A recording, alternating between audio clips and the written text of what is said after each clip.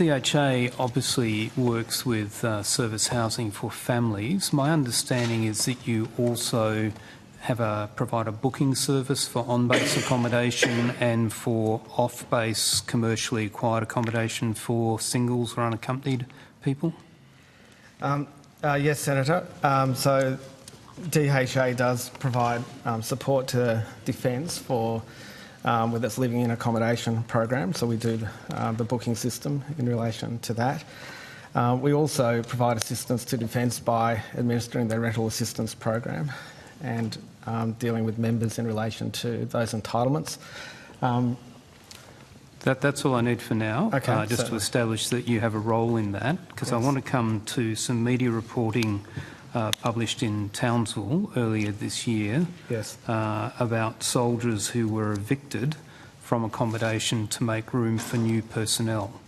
The media report didn't give a lot of background to that, but I'm just wanting to know, was that a decision of Defence, or was that a role that you, as DHA, had a role in managing that accommodation, issuing eviction notices, etc.? Do you have any information you could share with the committee around what happened there? Senator, so we administer the booking arrangements, but I've seen the report in the newspapers in Townsville, but certainly, as I understand it, we haven't had a role in evicting people from Defence bases. That's not the sort of service we provide. So is it your evidence to the committee that DHA had no role in what was reported in the papers in Townsville?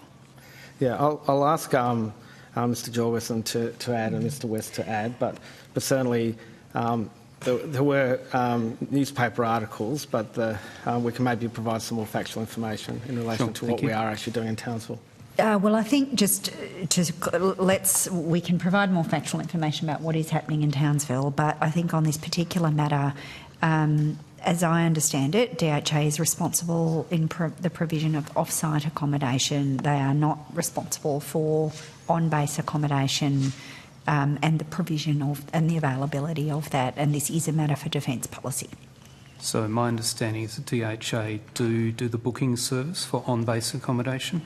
But I think the access to that is a matter for Defence. Sure, that's a policy decision for Defence, but what I'm asking is, were DHA involved even in a post office type role in that whole process?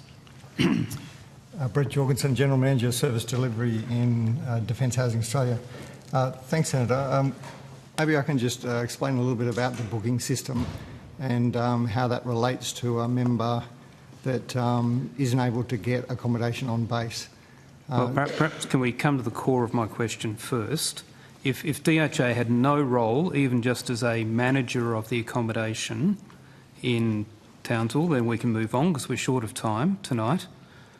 Defence does make the decision on whether a member is required to vacate a property on a unit on base. Yes, that is right. Not DHA. Sure. So they make the decision, but my question for the fourth time is, were you involved in the administration, the implementation of that decision that was made by Defence? No, DHA is not involved in the work with the member on vacating. Having said that, DHA would have been responsible for administering the contribution for the member ending if they were already living in accommodation, but not the process of vacating. Okay. So if you're the one who allocates the room to them, gives them the key, etc., are you also the one who issues them with a notice to depart from the room by a certain date? No, Senator, we don't issue the key. We provide a booking service, an online booking service, supported by a contact centre to help people book accommodation when it's available in line with Defence's advice. Sure. Okay. So in this case, once Defence had made the decision for them to leave, my understanding is that DHA is also responsible to provide a service to assist with off-base accommodation for single people who have been entitled to accommodation? Yes, Senator, we do administer where a single member or a family are looking for rental accommodation. When they rent privately, we administer the rent allowance on Defence's behalf. So in a case like this where Defence makes the decision to remove people from a base for whatever reason, and those people have been relying on the Defence accommodation, what systems does DHA have to prioritise the support for those members, and what flexibility do you have to engage with landlords in the private sector around rates and rents and other things? Yes, DHA can assist members with both the RA rental allowance process as well as access to our system to look if there's a property that they could select from DHA. If it's a single member, we do have some housing, member choice accommodation housing available in our portfolio. That single member could log on to our online services. They could have a look at what housing is available in the area. I'm aware of the in general principle.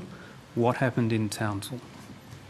Senator, I'd have to take that one on notice. I'm not familiar with the detail of what that individual person or people may have done.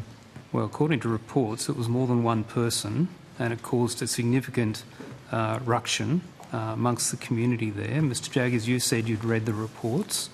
Can you inform the committee as to whether DHA was proactive and involved in assisting to find alternate accommodation? Senator, I think we've taken that on notice and we'll come back to you. We'll also talk to Defence about it as well. Is there anything in your knowledge now that you can tell the committee? Well, because it's a very good... Sorry, Senator. I think the official's taken it on notice, and the reason, I have a number of reasons for insisting that he be allowed to do so. I think the first is that officials have been fairly clear that they would prefer to get the facts straight before they provide evidence to the Senate, and I think that's quite reasonable. They would prefer to gain the information. The second is that I don't actually have personal knowledge of the circumstances you describe, but we're obviously always cautious about discussing individual cases in an open forum, and it may be useful for officials to just have a look at the circumstances and weigh what information can be responsibly provided in response to your question. I don't dispute that it is a question. It sounds as though it is a question that is valid and important. I'm not trying to say that officials shouldn't answer it, but they have asked to be able to take it on notice and to have a look and gather the information so they could answer it accurately. So, Minister, my responsibly. concern with that is that if we were sitting here at the end of last year and we had months ahead of us, but there's a very good chance that your leader will go to the Governor-General very soon and call an election. Senator, I'm not confirming that. And all I'm asking is, and this is normal practice, whatever is in the knowledge of Mr Jaggers, can you inform the committee? If there's things you are uncertain of, facts you don't have to hand, that's fine. But what you do know, because you've said you have read the reports, what role did DHA have in trying to assist those members? So, Senator, to clarify, I've read media reports on the weekend in relation to accommodation at Townsville. I have no specific knowledge of what happened in relation to alleged evictions of people on base, and so we've taken it on notice and we'll come back to you with the Can I move on then to understand more broadly what the satisfaction rate of Defence members is in respect to toll in particular? Who I understand is a provider that you use to coordinate and effect removals for families. I've had reports of dissatisfaction about housing shortages in area, which is a DHA problem, homes that are uninhabitable due to maintenance issues, people turning up and having last-minute cancellations of houses that they had been told would be there. So I'm interested to know, do you collect stats on how often those incidents occur? And if so, can you provide the committee with an indication of how frequent these sorts of events are? Senator, I can address a number of those questions. Can you get a bit closer to the microphone? You're very... Sorry, Senator. Yes, Brett Jorgensen, General Manager, Service Delivery, Defence Housing Australia. DHA does do a number of different surveys with Defence members at various points throughout all of the services that we do. They're based on a poll with members who undertake or are involved in the various services, and we can go through, I'll bring it up on my computer in a second, we can go through the satisfaction levels for maintenance for houses being provided on the dates that a member has locked them down, as well as availability of housing. So generally those satisfaction ratings are quite high. They're in the 90 to 95% range. Mm-hmm. In terms of your survey results, given that you have that on your computer, could I ask that you provide that to the Secretariat after the hearing or tomorrow, as opposed to the normal 2 or 3 weeks that you would get? It's in a range of reports. If we took it on notice, we could pull out that information specifically for the committee. Yes, but I think you've heard my discussion with the Minister. We have a fairly limited time frame probably to understand that. So in addition to your surveys, do you have a complaints mechanism where somebody who is dissatisfied with the provision of a home can register a complaint with you? And if so, how many complaints do you get of the nature of last-minute cancellations or houses that are not suitable? Once again, we do, Senator, have a complaints process and complaint reporting through to the Department of Defence. I should be able to access that as well. The number of complaints overall is quite low compared to the number of the portfolio that we have. And the instance that you have identified, a house not being available, I can't recall many complaints along those lines at all, in fact.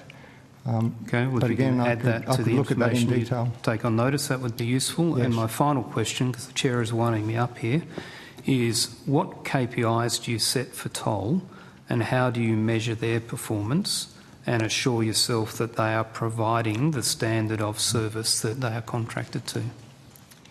Senator, the contract with Toll Transitions is directly with Department of Defence. It's not with DHA.